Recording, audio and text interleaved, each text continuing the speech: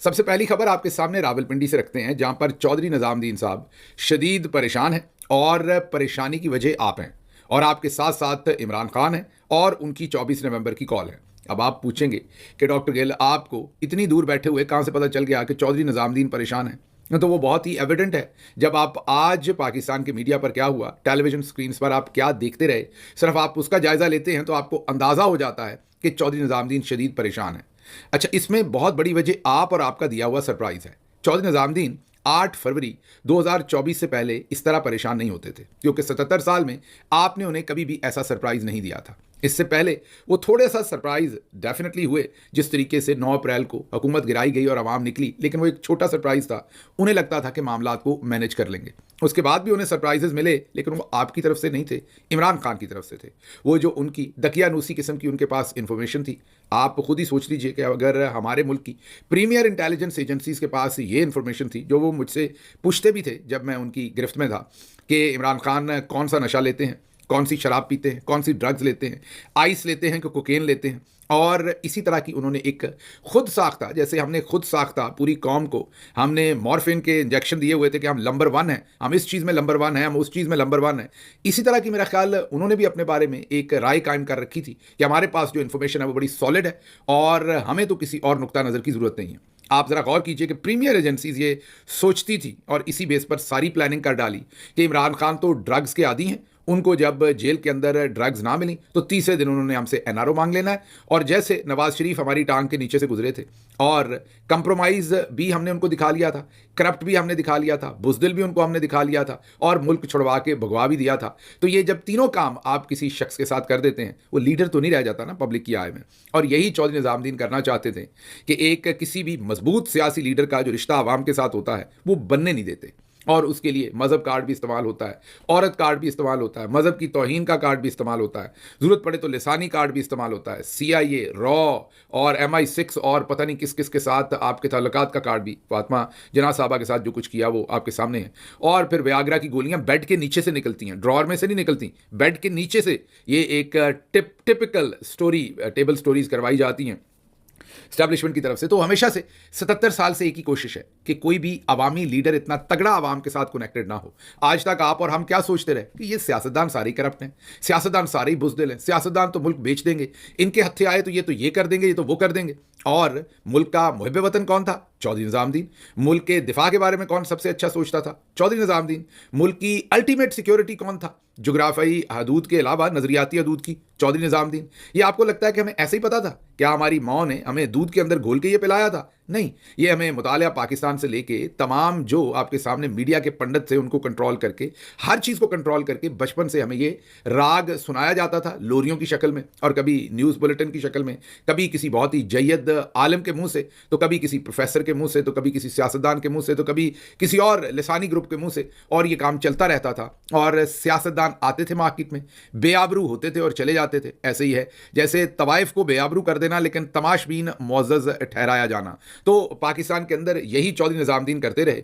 असल तवाइफ को नचाने वाले और उसका मुजरा देखने वाले जो थे, माजरत के साथ ये लफ्ज़, वो चौधरी निजामुद्दीन खुद ही थे, लेकिन वो मुअज़्ज़ज़ ठहरते थे और जिनको मजबूरन मुजरे करना पड़ते थे वो बेआबरू होकर वहाँ से निकलते थे। फिर आप और इमरान खान इस दफ़ा सिलेबस में मुख्तलिफ आ गए। पहले तो वो जो सारी इन्फॉर्मेशन थी वो सारी की सारी हवा में उड़ गई और वो जो हम नंबर 1 के अपने एक खुद साख्ता हिसार में कैद थे उसमें से हमें निकलना पड़ा और हमें पता चला कि हम इतनी पैथेटिक इन्फॉर्मेशन रखते हैं कि इमरान खान को तो चाय की भी जो है वो उनको उसके ऊपर भी डिपेंडेंट नहीं है, एडिक्शन नहीं है। उनको आप कुछ भी नहीं देंगे तो हाँ एक एडिक्शन है और वो है कि वो एक्सरसाइज करते हैं और उससे भी आपने उनको रोक के देख लिया, उसमें भी वो आपको नहीं टूटे। बहरहाल ये तो एक अलग तरफ बहस चली गई कि चौधरी साहब क्यों परेशान हुए थे। पहले 8 फरवरी को उन्होंने कभी नहीं सोचा था कि आप निकल के ऐसे वोट डालेंगे। आपने जब डाल दिया, अदरवाइज उन्होंने उसका अरेंजमेंट करना था। उनकी सोच में ही नहीं था कि कोई लीडर ऐसे पहले तो खड़ा हो जाएगा और वो लीडर जिसको वो कहते थे ड्रग एडिक्ट है और वो खड़ा हो गया और पता चला कि उसको सिर्फ एक ही चीज़ की एडिक्शन है और वो उसको है कि आप उसको इज्जत से ट्रीट करेंगे, वो उसको है कि उसने आवाम की खिदमत करनी है और अपने तरीके से करनी है। और जब आप उसे नहीं तोड़ सके तो आपको लगा था कि आवाम को डंडा शंडा फेरेंगे, इनसे कागजात नामजदगी छीनेंगे, इनको इतना डरा देंगे और आप फिर तलत हुसैन साहब जैसी कहना तो नहीं चाहिए, लेकिन ये सहाफ़ती तवाइफ़ें हैं, माज़रत के साथ सस्ती सहाफ़ती तवाइफ़ें। हाँ, वो अलग बात है कि ये बूढ़ी हो चुकी हैं। ये आपको अब सफ़ेद बालों में ये सहाफ़ती तवाइफ़ें नज़र आती हैं। इनके चेहरे पर, मैं फ़िज़िकल चेहरे की बात नहीं कर रहा, सहाफ़ती चेहरे पर झुर्रियाँ भी पड़ चुकी हैं, ये लटक भी चुके हैं। लेकिन ये सहाफ़ती तवाइफ़ें जो हैं, वो याद कीजिए कि 8 फरवरी के इलेक्शन से पहले क्या कहते थे। ये ज़रा एक सेकंड के लिए तलत हुसैन का तजिया सुन लीजिए, आपको समझ आएगी कि उस टाइम चौधरी साहब का दिमाग क्या था। जो तलत हुसैन बोल रहे हैं वही उस वक्त चौधरी साहब बोल रहे थे। लेकिन ये ऐसी सहाफ़ती तवाइफ़ें हैं कि इनको आज तक शर्मिंदगी नहीं है। और ये वो लोग हैं जिनको आप पढ़ा लिखा समझते थे, बेहतर समझते थे, सोबर समझते थे। इनका आलम चेक करें, ना कोई सर्वे, ना कोई किसी किस्म की प्रेप, ना कोई सॉलिड ग्राउंड कि वजह क्या है इनके इस तज्ज़िये की। वजह सिर्फ ये थी कि चौधरी चाहता था, चौधरी ये सोचता था, और ये लोग ये बोलते थे। सुनिए। पाकिस्तान तहरीक इंसाफ अपने सियासी कैरियर का सबसे मुश्किल इलेक्शन लड़ेगी और हमें इस इंतखाब और चुनाव के अंदर उनका ना सिर्फ वोट बैंक गिरता हुआ नज़र आ रहा है, बल्कि उनकी सीटें महदूद होकर उस हद तक जाती हुई नज़र आ रही हैं कि शायद उनको लगे कि उनका सियासी किरदार ख़त्म हो गया है। अगर क़यादत और तंजीम बराबर रहती और बची रहती तो शायद कोई इतना बड़ा मसला नहीं था। पाकिस्तान पीपल्स पार्टी इस तमाम मसले में से गुजर चुकी है, पाकिस्तान मुस्लिम लीग नून इस मसले में से गुजर चुकी है, लेकिन इमरान खान की पार्टी का तंजीमी ढांचा भी तबाह हुआ, लोग भी छोड़ के चले गए और क़यादत संजीदा अपनी जो गलतियां हैं उसका खमियाजा भी भुगतने लगी। तो इलेक्शन से पहले जो प्रॉस्पेक्ट है पाकिस्तान तहरीक इंसाफ का आपको बहुत मुश्किल नज़र आता है। सुन लिया आपने। अब ये तलत हुसैन साहब का जो तज्जिया था ना, यही माइंडसेट था चौधरी निज़ामुद्दीन का। ये वो असल में सोचता था और ये लोग बोलते थे। अच्छा, अब आप सोचेंगे कि ये सहाफ़ती तवाइफ़ें जो थीं, ये अपना सब कुछ दाव पे कैसे लगा रहे थे, अपनी क्रेडिबिलिटी, अपना नाम, चले जो भी बचा कुछ आता, वो इसलिए कि 77 साल में इन्होंने एक ही चीज़ सीखी थी, और वो ये सीखी थी कि जो चौधरी निज़ामुद्दीन कहता है पाकिस्तान में वही होता है। तो जब वो आपके कान में फूंक मार दें तो आप वो खबर दे दें। मसलन जब मैं गिरफ्तार था तो 2-3 उनको मैं सहाफ़ती तवाइफ़ें तो नहीं कहूँगा, बल्कि तवाइफ़ों के पीछे तबले पे बैठे हुए लोग कहूँगा, वो अज़ाज़ और उमर चीमा जैसे लोग, या वो पैसे पकड़ने वाले, या घुंघरू पहनाने वाले, या खोलने वाले, उनका किरदार इतना ही है सहाफ़त में बेचारों का, तवाइफ़ी सहाफ़त में मैं कह रहा हूँ। वो खबरें दे रहे थे कि शहबाज गिल ने ये बयान दे दिया, वो दे दिया। अब जब मैं बाहर आया और मैंने डिनाई किया कि कोई बयान नहीं दिया, मुद्दत गुजर गई, वो कोई बयान भी सामने नहीं ला सके, तो अब आप सोचते होंगे ना कि इन्होंने इस तरह की बेशर्मी क्यों की, क्यों झूठी खबर दी। उनका कसूर नहीं है, सारी उम्र उन्होंने ऐसे ही काम किया था। उन्हें जब ISI के एक कर्नल ने या मेजर ने उनके कान में ये फूंक मार दी तो उनके हिसाब से ये खबर अब दुरुस्त है जो भी कह दिया, और उन्होंने आके धड़ाम के खबर दे दी। अब ये पहली दफ़ा आउट ऑफ सिलेबस लोग आए थे, आम लोग थे, आम पाकिस्तानी थे, कोई मिडिल क्लास से था, कोई लोअर मिडिल क्लास से था, आम लोग थे, आम जनता थी, अशराफिया में से नहीं थी। अशराफिया जो है उसके पास बहुत कुछ खोने को होता है, आम पब्लिक के पास बहुत कुछ खोने को नहीं होता। जब वो खड़ा हो जाती है, आम पब्लिक या आम आदमी खड़ा हो जाता है, तो फिर वो खड़ा हो जाता है। इनको ये आउट ऑफ सिलेबस था। बहरहाल इनको पहली दफ़ा 8 फरवरी के जब नतीजे आना शुरू हुए तो इन्हें पता चला कि ये क्या हुआ, हो गया आउट ऑफ सिलेबस। फिर आपके सामने यूनिफॉर्म्स पहने हुए, आपके सामने सिक्योरिटी एहलकार जो ज़ाहिर हमारी मिलिट्री से थे, बंदूकें पकड़े हुए, आपके सामने फिर लोगों को चपेड़ें करवाते हुए नजर आए, गुत्थम गुत्था नजर आए आपके सामने। आपने देखा कि किस तरीके से उन्होंने पोलिंग स्टेशन के अंदर जाके लोगों को अगवा किया और सब कुछ किया। लेकिन वो फ्रस्ट्रेशन थी, देर हो चुकी थी। उस टाइम तक बादशाह नंगा हो चुका था, अवाम खड़ी हो चुकी थी। अब भी मामलात वैसे ही हैं। और वजह क्या है आज के मामलात की? आज आप देखिए कि 2 लोगों से जो प्रेस कॉन्फ्रेंस करवाई है, उसके बाद तीसरी प्रेस कॉन्फ्रेंस की भी शायद तैयारी है, अगर रुकी ना तो। क्योंकि अब जिस तरह के तमाम ये सहाफ़ती तवाइफ़ें फेल हो जाने के बाद गौर करें कि बात ऑन चौधरी तक आ गई है। अगर बात ऑन चौधरी साहब पर आ गई है तो फिर सुलह कर लें, अडयाला दूर नहीं है, जाके घुटनों को हाथ लगाएं, माफ़ी तलाफ़ी करें, मामला आगे चलाएं। क्योंकि आज मैंने जो बेचारे ओन चौधरी साहब की बॉडी लैंग्वेज देखी, अभी मैं पेरिस में था तो वहाँ पर एक दोस्त ने बताया कि ओन चौधरी साहब बहुत महंगे ब्रांड पहनते हैं। उन्होंने बताया कि लुई विटॉन और पता नहीं किस किस के जूते पहनना पसंद करते हैं। और दूसरी तो मेरा हासा निकल गया। मैंने उनसे पूछा, अज़रा तफन्नन पूछा कि वो पहन के थोड़े मुख्तलिफ लगते हैं या वैसे ही लगते हैं। मैंने तो ऐसी चीज़ें कभी नहीं पहनी और ना कभी शौक़ रहा, ना कभी मुझे उसकी किक रही। तो बहरहाल मुख्तसर बात ये कि मैंने उनसे पूछा कि जब वो पहनते हैं तो कुछ मुख्तलिफ लगते हैं। उस इंसान ने बड़ी ही खूबसूरत बात की। उन्होंने आगे से कहा कि गिल साहब जब तक तो खामोश रहें, अगर अच्छे कपड़े पहने हों तो थोड़े से मुख्तलिफ लगते हैं, लेकिन जैसे ही बोलते हैं तो लुई विटॉन की भी उई निकल जाती है। तो इसलिए बहरहाल आज ओन चौधरी साहब को थोड़े से मैं मशवरे दूंगा। जाहिर है हमारे साथ तो पहले मैंने तो बहुत शॉर्ट टाइम उनके साथ काम किया हुआ है, लेकिन बहरहाल काम किया हुआ है। एक तो ये आपने जो थोड़े से बाल यहाँ से सफ़ेद किए हुए हैं, ये ज़रा गेटअप थोड़ा सा चेंज करें। ये वो जो पुरानी अमरीश पुरी की फिल्में थी उसमें जिसने जाके लड़की को उठाना होता था, वो जो छोटे वाला गुंडा होता था, ये उसका गेटअप होता था। तो ज़रा थोड़ा सा आप ज़रा अब 2024 आ गया है, ये 1983 वाला गेटअप है, इसमें से निकले। और फिर ये आपके बस की बात नहीं है, क्यों कूदते हैं इसमें? आप जब बात करते हैं अल्फाज आपका साथ नहीं दे रहे होते हैं, आपके मुंह से हवा वैसे ही निकल जाती है, अल्फाज निकल नहीं रहे होते, आंखें आपकी कहीं और होती हैं, परेशान होते हैं आप बहुत ज़्यादा, लागर भी हैं, बहुत ज़्यादा कमज़ोरी है इस टाइम, ये मुझे नहीं वजह पता कि क्या है। तो कोई यार देसी घीशी खाएं, गुज्जर हैं आप, मेरा मतलब है कि कोई थोड़ा सा कोई गाय भैंसों के साथ वक्त गुजारें। ये किधर आप, मतलब मैं कोई तौहीन हमें इस तरीके से नहीं कह रहा, मैं कह रहा हूँ ऑर्गेनिक नेचुरल अरीना के अंदर खेलें। या आपको चौधरी उठा के भेज देता है और आप आ जाते हैं और आप बातें करते हैं। अच्छा, इतराज़ात क्या है वो भी मैं बताता हूँ, लेकिन उसके बाद दूसरे जो बहुत ही महा पहलवान जो उतारे गए वो आपको पता है कि ताहिर अशरफी साहब, उन्होंने फैसलाबाद से प्रेस कॉन्फ्रेंस की और उन्होंने कहा कि ये जो फोश मवाद है ये रोकना है। अच्छा, अब ताहिर अशरफी साहब की खिदमत में और आप सबकी खिदमत में ये एक वीडियो है, ये सऊदी अरब में रियाद में ये कोई कॉन्सर्ट हुआ है या फैशन शो हुआ है या म्यूजिक फेस्टिवल हुआ है, ये पीछे ये कल से, मुझे तो अभी तक यकीन नहीं आ रहा कि ये रियल है, आई कांट बिलीव दिस, लेकिन ये हर तरफ है सोशल मीडिया के ऊपर, सब लोग कह रहे हैं कि असल है। मैं बिलीव अभी तक नहीं कर सकता कि असल है। ये पीछे एक स्क्रीन है जो जाहिर है उसको आप वो कहेंगे कि क्यूब की शक्ल में है, ये खाना काबा की मॉडल की तरह का, उसके ऊपर कलर स्कीम भी वैसी इस्तेमाल की जाती है तो ये स्क्रीन, लेकिन उसको लुक अलाइक कराया गया है। और उसके सामने और ऊपर क्या हो रहा है, इस पर ताहिर अशरफी साहब को कोई फतवा देना चाहिए, कोई राब्ता करना चाहिए, कोई बातचीत करनी चाहिए, की है या नहीं है मुझे नहीं पता। बहरहाल ये सऊदी अरब के से मनाजर आ रहे हैं, हमें नहीं पता कि ये दुरुस्त हैं गलत हैं, ये आप लोग फैसला करेंगे, ताहिर अशरफी साहब फैसला करेंगे जो पाकिस्तान के अंदर फोश मवाद के ऊपर बहुत सख्त है। बहरहाल ये 2-3 आज प्रेस कॉन्फ्रेंसेस जो हैं वो हुई हैं और इन प्रेस कॉन्फ्रेंसेस से एक बात तो वाज़ेह हो गई कि चौधरी साहब की जो मैगज़ीन है, जो बयान है, उसके अंदर ना कोई तलवार रही है और ना ही उनके पास उनके तरकश में कोई और तीर रहा है जो इन दोस्तों को उतारना पड़ा है। जैसा मैंने पहले कहा कि अगर इनको उतारने का मामला है तो फिर इनकार ही समझें और चौधरी साहब जो है वो सुलह कर लें तो बेहतर है, क्योंकि इनसे तो ये काम नहीं किया जाना।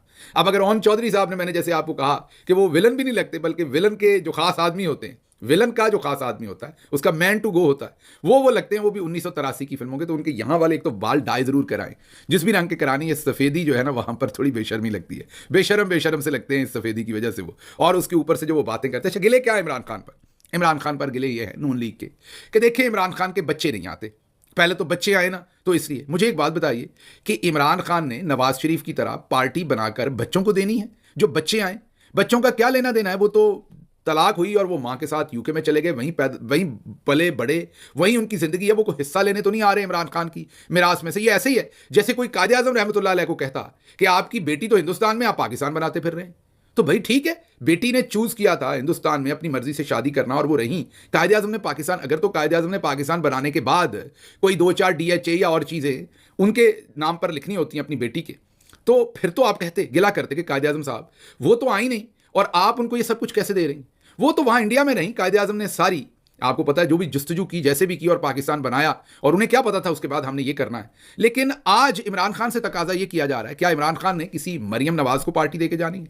क्या इमरान खान ने यहाँ से लूट का माल जो है वो वहाँ कासिम या सलमान के नाम पर जमा करवाया है, जो आप उनके बच्चों को, अच्छा चलें एक मिनट के लिए मान भी लेते हैं, तो जिस बेशर्मी से ख्वाजा आसिफ और दूसरे कहते हैं, जरा अपने लीडरान से भी पूछ लें जिनके बच्चे अपनी माओं के जनाजों तक भी नहीं पहुँच पाते। चलें आप ये कहेंगे कि जी वो इसलिए कि उस टाइम एक डिक्टेटर की हुकूमत थी और उन पर सख्ती थी, बात मान ली, क्योंकि रेलेवेंट बात है, जो बात दुरुस्त हो वो माननी चाहिए। चलें आगे चलते हैं। उन पर जब यहाँ टैक्स का केस बनता है तो वो कहते हैं कि हम यहाँ के शहरी नहीं हैं तो हम जवाब ही नहीं देंगे। हाँ, लेकिन बाप वज़ीर आज़म बनता है तो वही सलमान शहबाज जो है वो चाइना के दौरे करता है, पावर के जितनी भी डील्स हो रही हैं उनमें उनके नाम बाज़गश करते हुए नजर आते हैं। तो जब वो नहीं आते पाकिस्तान, जिन्होंने इस पॉलिटिकल पार्टीज़ को दादाजी की हलवाई की दुकान समझ रखा है और आगे मिरास में देना है, इमरान खान के बच्चों ने तो यहाँ से कुछ नहीं लेना।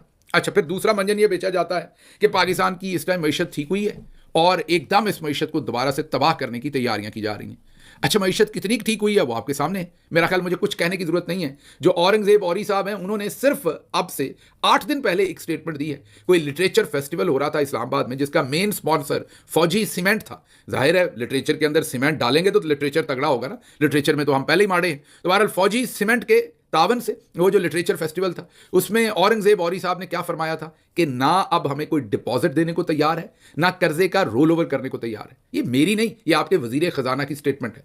और फिर वजीर खजाना ने अवाम को यह भी कहा था कि आप तंग हैं, आपके ऊपर मजीद टैक्स जो लगते हैं आपसे नहीं दिए जाते, तो फिर एहतजाज करें ताकि गवर्नमेंट को पता चले कि आप तंग हैं, आप परेशान हैं। अब उसके साथ साथ जो किसानों के ऊपर टैक्स लगाया है और जो कुछ अगली गंदम की फसल और सब चीज़ों में नज़र आ रहा है, तो नज़र तो बहुत अच्छा आ रहा है कि आपकी मईशत जो है वो बहुत अच्छी।